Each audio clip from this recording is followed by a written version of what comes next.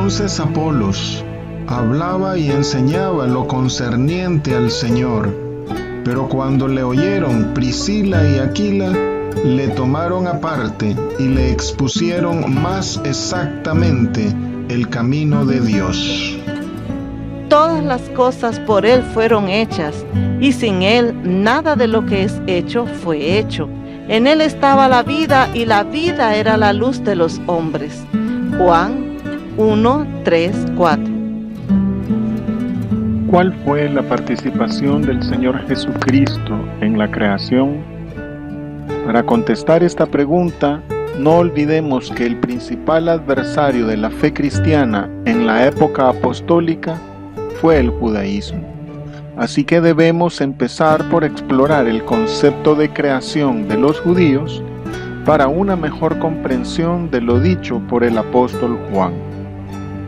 Entonces, leamos un Pirkei Avot judío, es decir, un dicho de los padres o rabinos de entre los judíos. Con 10 palabras fue creado el mundo. ¿Por qué no dice que con una palabra podría haber sido creado? Pero para castigar a los malvados que hacen perecer el mundo, es que fue creado con 10 palabras, y para dar buena recompensa a los justos que mantienen al mundo que fue creado con 10 palabras. Pirkei Avot 5.1. En esta Mishnah, o estudio judío, se señala el hecho que en el relato de Génesis capítulo 1, la frase «dijo Dios» aparece 10 veces, lo cual es relacionado con los 10 mandamientos, llegando a afirmar con esto que Dios creó todas las cosas a través de los mandamientos. Así, este dicho rabínico concluye diciendo que Dios sostiene todas las cosas porque los justos cumplen la ley. Era el criterio común entre los maestros judíos de la época apostólica que Dios creó todas las cosas por medio de la sabiduría o ley, por lo que, según ellos, el verbo o logos es la ley. El apóstol Juan difiere de esta perspectiva judía y afirma que todas las cosas fueron hechas por el verbo, es decir, por el Señor Jesucristo, y coloca a la palabra o verbo frente a las palabras de la ley. Si el verbo es la palabra creativa, y si la sabiduría o verbo es el medio por el que todas las cosas fueron creadas, entonces todo lo que existe ha sido creado por el verbo según su propio designio y proyecto. Solamente por Él, por Cristo Jesús, es que todo ha podido llegar a ser y a existir. Nada hay que no haya sido hecho por el verbo. Nada queda fuera de su campo de acción y dominio. De esta manera, la creación es un acto de revelación, donde los hombres pueden reconocer a Dios. Al ser una revelación, el acto creador del verbo lo convierte en mediador. Dios, habiendo hablado muchas veces y de muchas maneras en otro tiempo a los padres por los profetas, en estos postreros días nos ha hablado por el Hijo, a quien constituyó heredero de todo y por quien asimismo hizo el universo. Hebreos 1:1-2. Sin Él, nada de lo que es hecho fue hecho. El Señor Jesucristo es el fundamento de la creación. El papel creador del verbo evidencia que Él no es un mediador ocasional o accidental. Por esto, la única persona que tiene derechos legales sobre todas las cosas y sobre todas las personas es el Señor Jesucristo. Porque de Él y por Él y para Él son todas las cosas. A Él sea la gloria por los siglos. Amén. Romanos 11:36. La suya no fue solo una intervención o una simple participación, mucho menos que Él haya sido solo un espectador. No, el Señor Jesucristo, además de autor intelectual, es también autor material de la creación. Así, la creación fue por y en el Verbo. La expresión del apóstol Juan, sin Él, expresa no solo su presencia durante la creación, sino también la idea de causalidad. Esto significa que todo lo creado está en íntima relación con el Verbo. Esta misma relación de necesidad mutua es la que hay entre Cristo Jesús y cada creyente. Yo soy la vid, vosotros los pámpanos. El que permanece en mí y yo en él, éste lleva mucho fruto, porque separados de mí nada podéis hacer. Juan 15:5. ¿Y qué significa que en el Verbo estaba la vida? En primera de Juan 1:2, el apóstol aclara que la vida estaba con el Padre y que esta vida eterna se nos manifestó en Jesús.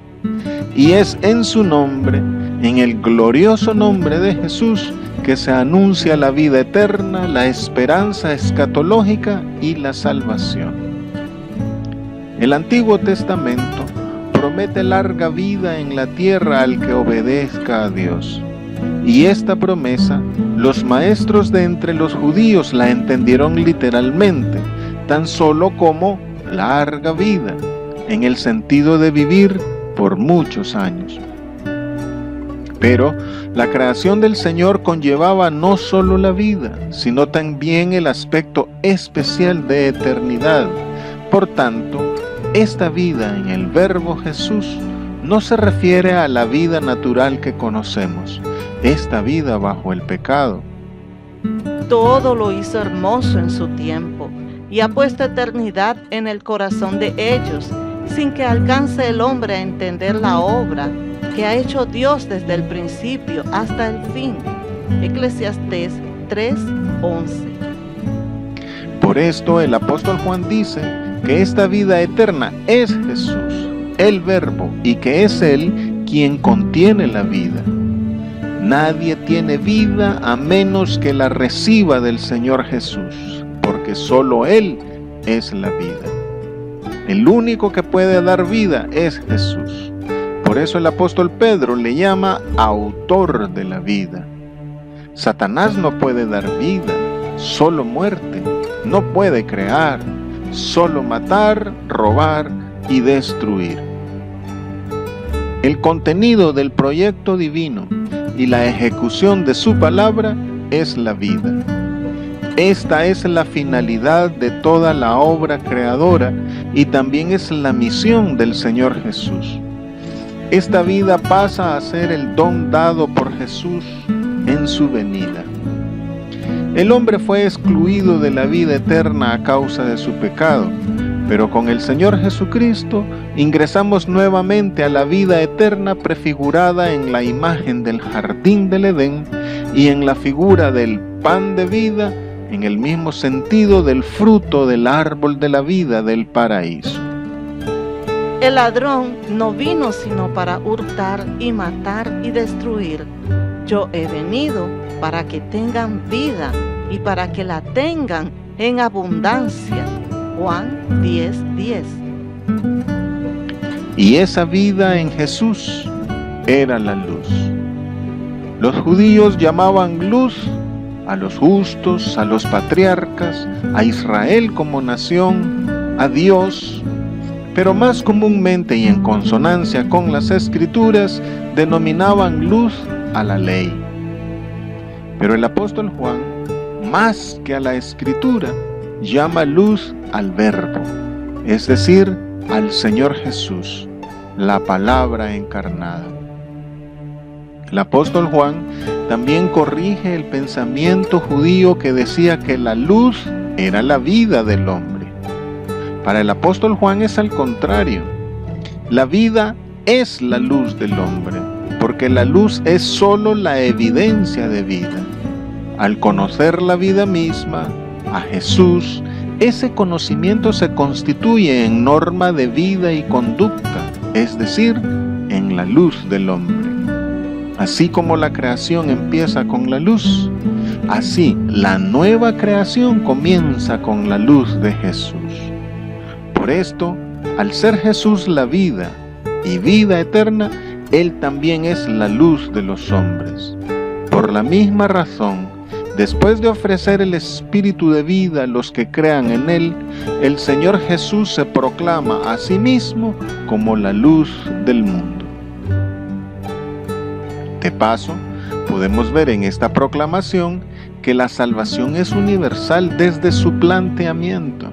No era solo para los judíos, ni es solo para los predestinados, es para el mundo, es para todos.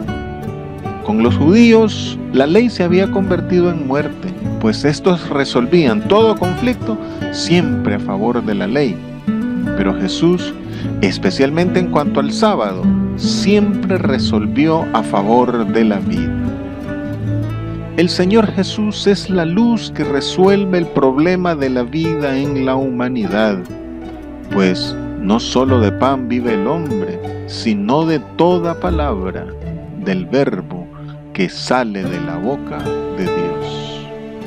Jesús, entonces, es vida y luz. La luz y la vida son elementos esenciales de la creación en el Génesis, y en muchos pasajes de la Biblia son mencionadas como características de Dios. El apóstol Juan aplica al Señor Jesucristo las cualidades de vida y luz, no solo en el sentido de que están en Él, sino en el sentido de ser Él, la luz y la vida mismas, así como su fuente. El uso de imágenes derivadas de la luz y la vida es abundante en los evangelios, y el apóstol Juan demuestra que el Señor Jesús es el instrumento por medio del cual Dios comunica vida y luz al mundo. El nombre Verbo implica la comunicación del conocimiento de Dios, y este acto de comunicación se ilustra con la imagen de luz a los hombres, que al ser percibida y aceptada, confiere vida eterna, pero al ser rechazada, somete a juicio. Por esto, el efecto de la venida de Jesús al mundo como luz fue de juicio al mundo que no le recibió, pero fue de salvación a los que le recibieron.